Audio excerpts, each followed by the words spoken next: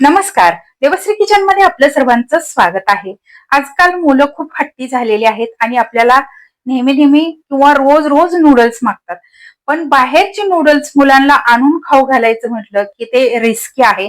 मुलांच्या आरोग्यासाठी चांगलं नाही. त्यासाठी घरामध्ये जर तुम्ही छान मॅगी करून दिली किंवा नूडल्स करून दिले तर मुले आवडीने खातील. तर त्यासाठीच मी आज घेऊन आलेले आहे गव्हाच्या पिठाचे नूडल्स. या अगोदर सुद्धा मी तुम्हाला ज्वारीच्या पिठाचे नूडल्स कसे करायचे, नाचणीचे नूडल्स कसे करायचे याच्या रेसिपी ऑलरेडी दाखवलेल्या आहेत. त्याच्या रेसिपी लिंक डिस्क्रिप्शन मध्ये आहे, तुम्ही नक्की बघा. एकदम मस्त आणि सोप्या रेसिपी आहेत. त्याचबरोबर या अगोदर मी तुम्हाला नाचणीच्या पिठाचा पिझ्झा आणि गव्हाच्या पिठाचा पिझ्झा सुद्धा दाखवलेला आहे. तुम्ही माझ्या चॅनल वरती जाऊन नक्की बघू शकता. खूप मुलांच्या आवडीच्या छान छान रेसिपी तुम्हाला बघायला मिळतील. त्याचबरोबर त्या रेसिपी पौष्टिक आहेत. तुम्ही बिनधास्तपणे मुलांना करून खाऊ घालू शकता. आजची सुद्धा एकदम मस्त नूडल्सची रेसिपी आहे. रेसिपी पूर्ण पहा. आवडल्यास लाईक शेअर नक्की करा. त्याचबरोबर तुम्हाला माझ्या नवीन नवीन रेसिपी कशा वाटतात ते कमेंट करून सांगायला विसरू नका. त्याचबरोबर रेसिपी आवडत असतील तर चॅनलला सबस्क्राईब करा. त्याचबरोबर तुम्ही इंस्टाग्राम वरती असाल तर इंस्टाग्राम वरती मला फॉलो करा. चला तर मग वेळ न घालवता रेसिपीला सुरुवात करूया.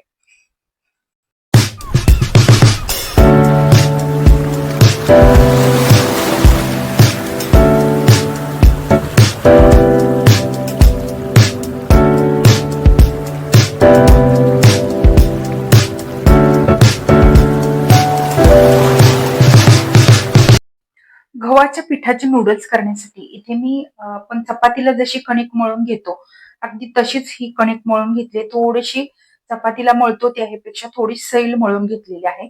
तर यामध्ये फक्त मीठ घातलंय आणि ही पीठ मळून घेतलेलं आहे. आणि भाज्यांमध्ये इथे कोबी घेतलेला आहे, टोमॅटो, कांदा आणि ढोबळी मिरची. त्याचबरोबर तिखट 2 मिरच्या घेतलेल्या आहेत. या उभ्या कट करून घेतलेल्या आहेत. चवीनुसार आपल्याला मीठ लागणार आहे.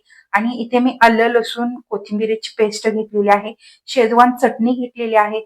आणि हे मी गव्हाचं पीठ घेतलंय, साधारण 2 चमचे आहे. तर याची आपल्याला स्लरी करून घ्यायची आहे. तर आता आपण सुरुवातीला याचे नूडल्स तयार करून घेऊया. नूडल्स तयार करण्यासाठी इथे मी हा शेवचा साचा घेतलाय. यामध्ये ही जी प्लेट आहे ती मोठ्या शेवची घातली.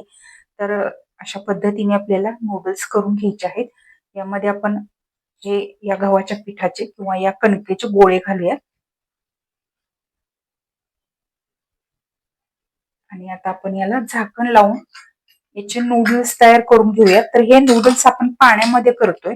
तर इकडे मी पाणी उकळायला ठेवलेलं आहे. तर या पाण्याला उकळी आलेली आहे. आपण याचे नूडल्स तयार करून घेऊया. पाण्याला उकळी आल्यानंतर आपण यामध्ये तेल घालूयात.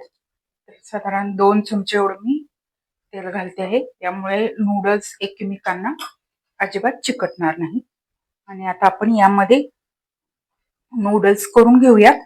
पण इथे एक गोष्ट लक्षात ठेवा, नूडल्स करताना या पाण्याला चांगली उकळी आली पाहिजे, तरच आपले नूडल्स चांगले होतील.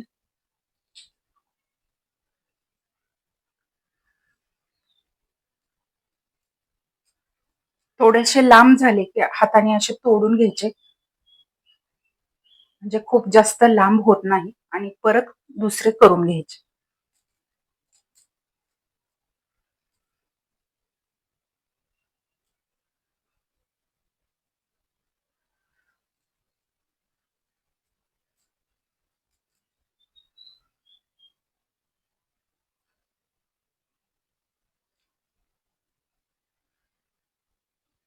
आता हे नूडल्स आपल्याला 6 ते 7 मिनिटे चांगले शिजवून घ्यायचे आहेत. आणि टाकल्यानंतर आपल्याला लगेच हलवायचं नाही. 1-2 मिनिटं शिजू द्यायचे आणि नंतर हलवून घ्यायचे आहेत. अशा पद्धतीने आपण सगळे नूडल्स करून घेऊया.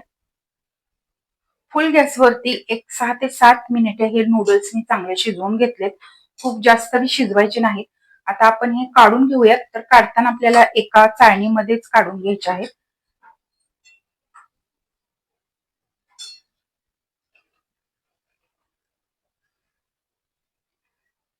काढून झाल्यानंतर आता याच्यावरून पटकन थंड पाणी घालायचंय, जेणेकरून याची जी कुकिंग प्रोसेस असते ती थांबते. त्यासाठी आपल्याला याच्यावरून थंड पाणी घालायचंय.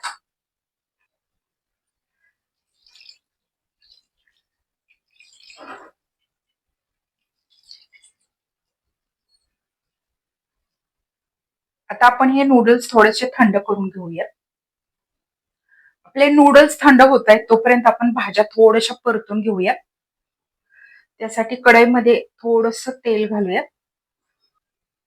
तेलामध्ये या सगळ्या भाज्या घालूया.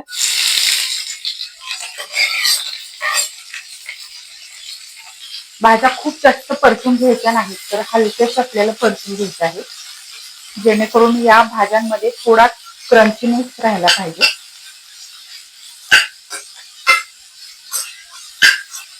आता याच भाज्यांमध्ये आपण ही आलं लसणाची पेस्ट घालूया. त्याचबरोबर थोडस मीठ घालायचं आहे, चवीनुसार यामध्ये मीठ घालायचं आहे, जेणेकरून भाज्यांना मीठ पुरेल एवढंच घालायचंय. कारण आपण जे नूडल्स करून घेतले होते त्यामध्ये कणिक मळताना मी मीठ घातलेलं आहे. आणि आणखीन एक गोष्ट, इथे आपल्याला आपण जे गव्हाचं पीठ घेतलं होतं त्याच्याशी स्लरी करून घ्यायची आहे.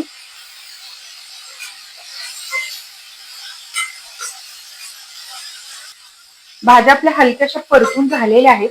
आता आपण यामध्ये शेजवान चटणी घालूयात. तर साधारण 2 चमचे एवढी मी शेजवान चटणी घालते, कारण आपण यामध्ये दुसरे कोणतेही सॉस न वापरता फक्त शेजवानच वापरतोय. यामुळे खूप छान चव येते आणि मुलांना शेजवान चटणीची चव खूप आवडते. आता आपण यामध्ये घालूया गव्हाच्या पिठाची स्लरी. आणि यामध्ये मी आणखी थोडंसं पाणी घालते.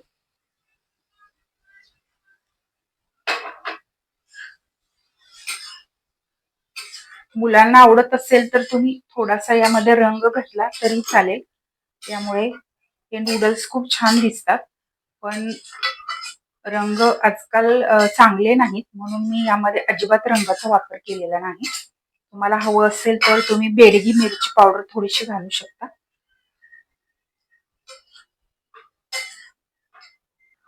एक 2 मिनिटे मी शिजवून घेतलं आणि मस्त अशी इथे आपली ही ग्रेव्ही तयार झालेली आहे. तुम्ही पाहू शकताय मस्त ग्रेव्ही तयार झाली आहे. यामध्ये आपण मैदा किंवा कॉर्नफ्लॉवरचा वापर न करता गव्हाच्या पिठाची स्लरी करून घातली, त्यामुळे हे आणखीनच पौष्टिक होतं. आता आपण यामध्ये थंड झालेली नूडल्स घालूया.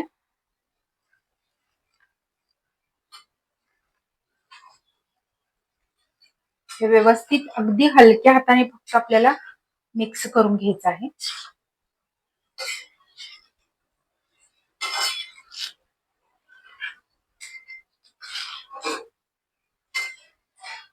हे नूडल्स व्यवस्थित मिक्स झालेले आहेत.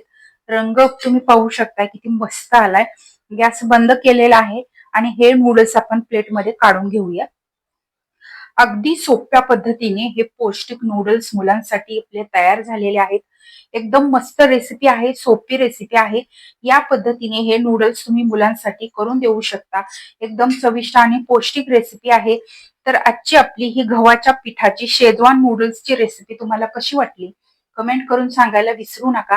त्याचबरोबर रेसिपी आवडल्यास लाईक शेअर नक्की करा व चॅनलला सबस्क्राईब करा. आणि त्याचबरोबर बेल आयकॉन वरती क्लिक करा, म्हणजे मी जेव्हा जेव्हा माझ्या रेसिपी अपलोड करेन तेव्हा तेव्हा सर्वात आधी त्याची नोटिफिकेशन तुम्हाला मिळेल आणि माझे प्रत्येक नवीन आणि पारंपरिक पद्धतीच्या रेसिपी तुम्हाला पाहता येतील. धन्यवाद.